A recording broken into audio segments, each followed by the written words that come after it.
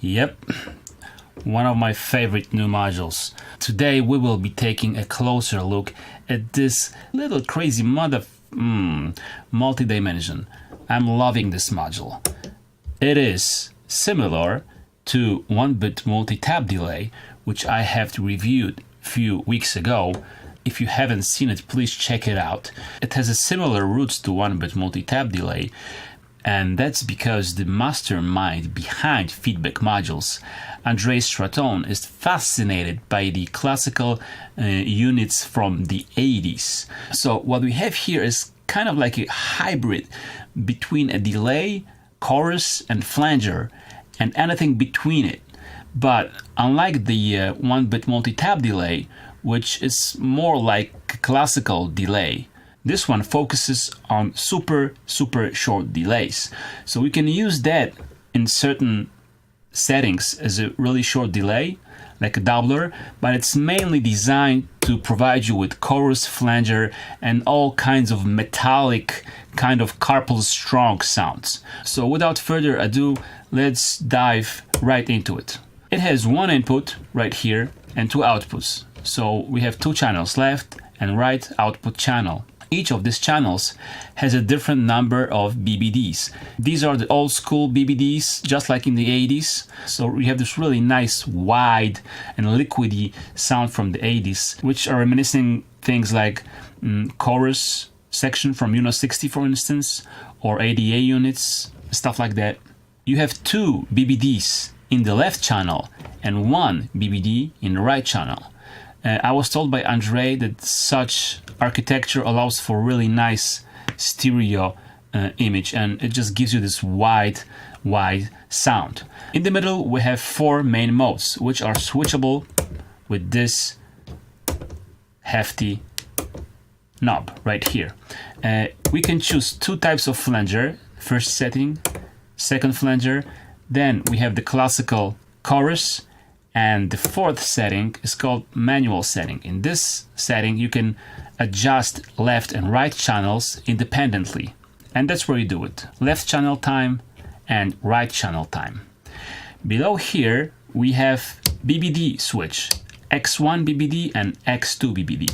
As I have mentioned, we have two BBDs in the left channel, and that's where you decide whether you want to use one BBD or two BBDs in series, which simply means that you'll have a bit longer times with the X2 BBD switch.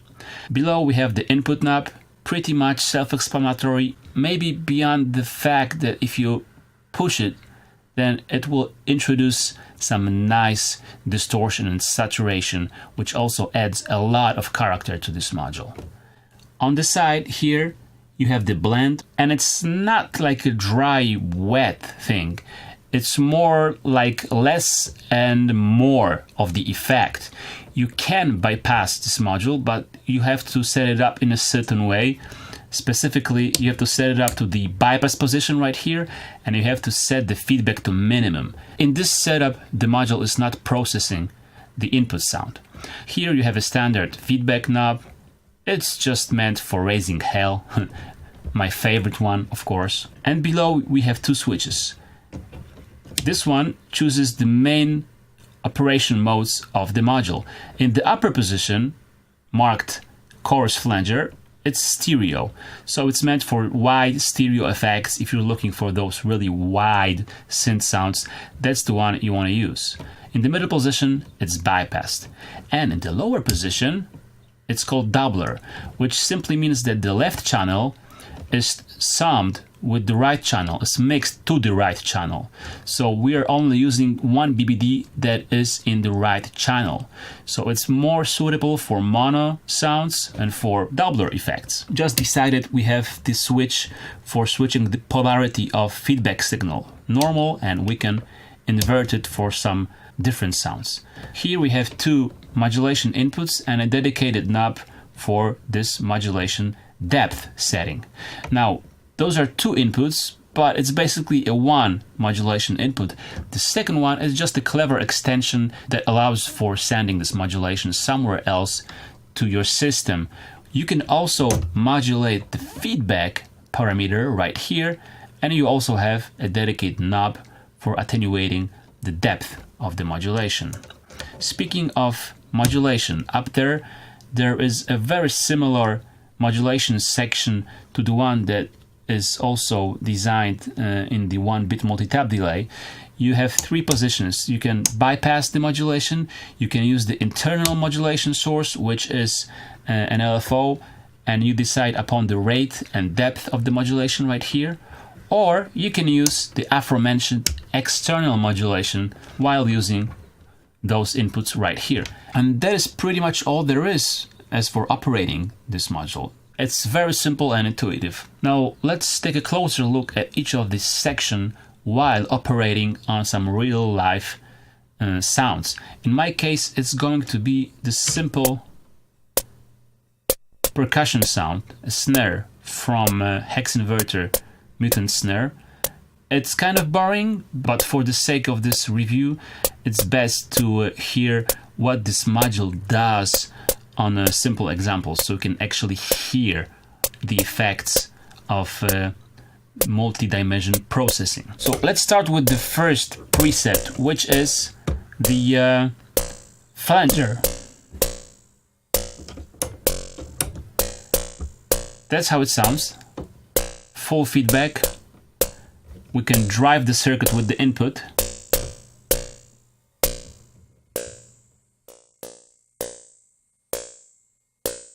You can hear it adds a lot of weight to it. Okay, we are using 2 BBDs currently.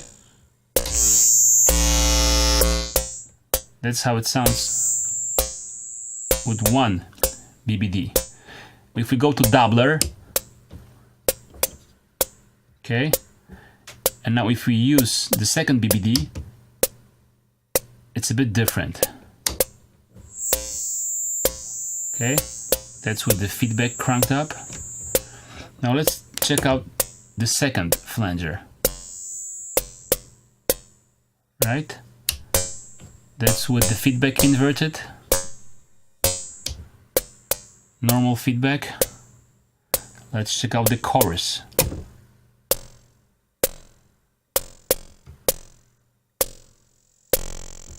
That's the feedback cranked up. Feedback inverted. Okay, now let's check the manual. That's my favorite mode because you can adjust both of the channels separately, and you can really set super tiny amounts of, as you can hear, it's like really mosquito sounds. Very distinctive metallic sounds full of character. If you like artists like Otek, for instance, classical warp records, that's where you would search for percussion sounds, if you ask me. Now the fun begins when you switch to stereo, which is chorus flanger. Now it gets really wide. Can you hear it? Super wide, awesome sound. That's with 2 BBDs. And that's with 1 BBD. You can hear it's just shorter. So 2 BBDs just give you like a slapback sound. Doubler slapback sound. Short BBDs means just carpal strong, metallic, twisted springs sounds. Let's crank up the blend. Now we can try to apply some internal modulation to it. Depth set to 100% and the rate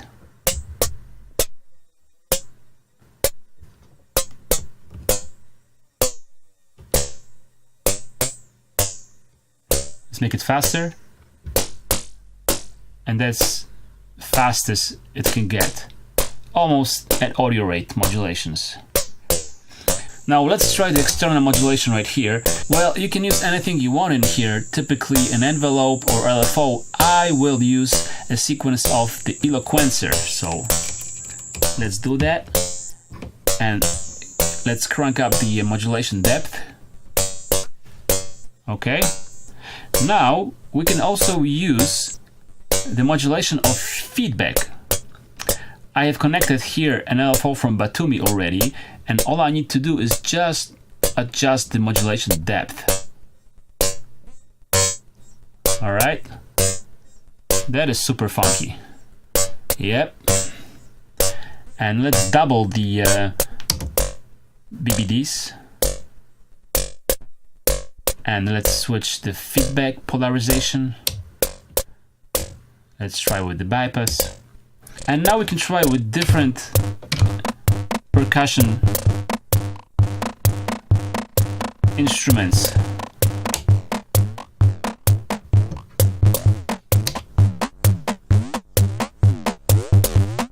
So as you can hear, it's an instant beat mangling machine.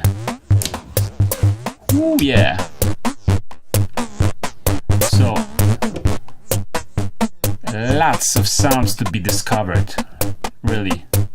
And it's super juicy, you know, like I really can live with EQs or compression in the box, but even distortion nowadays. But if there's one thing that I'm still not convinced in the box, it's the chorus and flanger. It always sounds two-dimensional to me.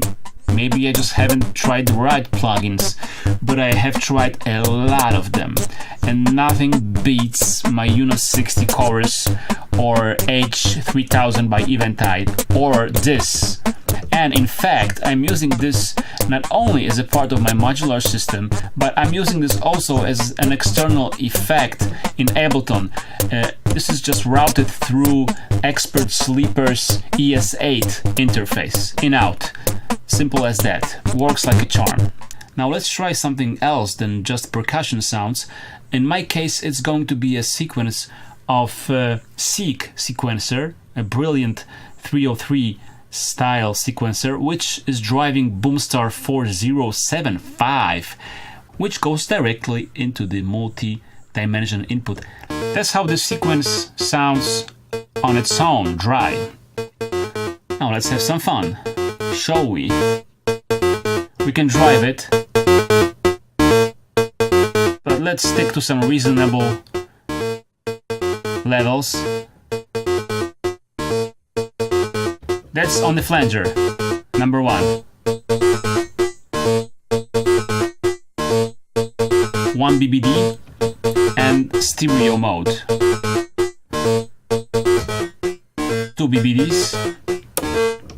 Flanger 2 and chorus. Yep, that's the sound I'm talking about.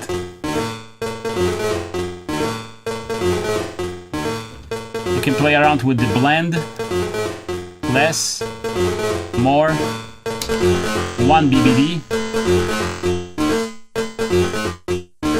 You can hear this edgy sound. Edgy metallic sound that gives this extra character to this patch. Now, the manual. That's where the most fun is hidden.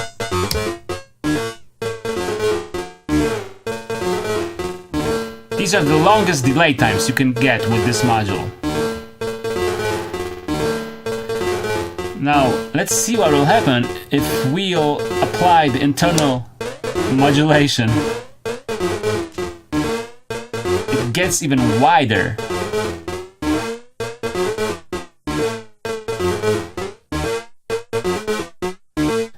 And remember that a true stereo, the widest image you can get is when you have both channels set to different times. When those channels are different, that's when the stereo becomes a stereo. So don't be afraid to set different times and play around with those knobs right here. Let's try to switch the feedback to normal.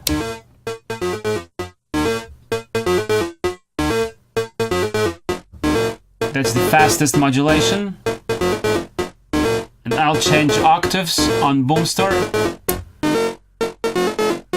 Okay, let's see how external modulation sounds like.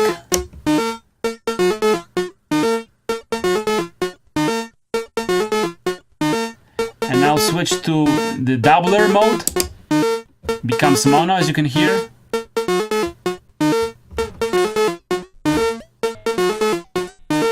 Still many cool sounds. Oh yes!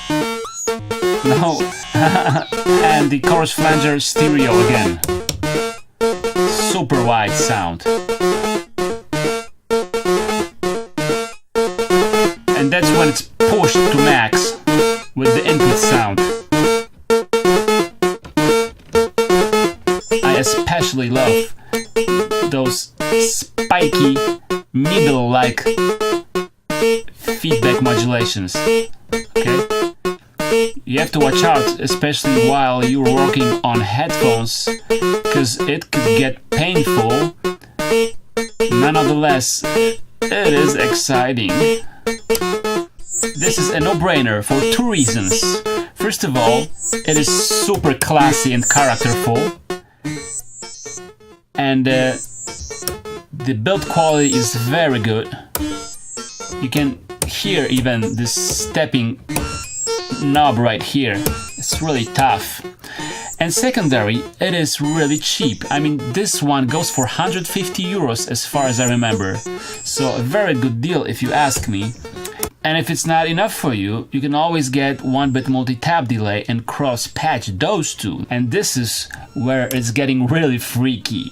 I'm not gonna do it right now, but stay tuned. I will use them together side by side so you can see what kind of craziness can be achieved with those two modules. Thanks a lot for your attention. As usual, if you liked the video, if you found it useful, please like it, subscribe, and pass on the good word. I'll see you next time. Take care. Bye-bye.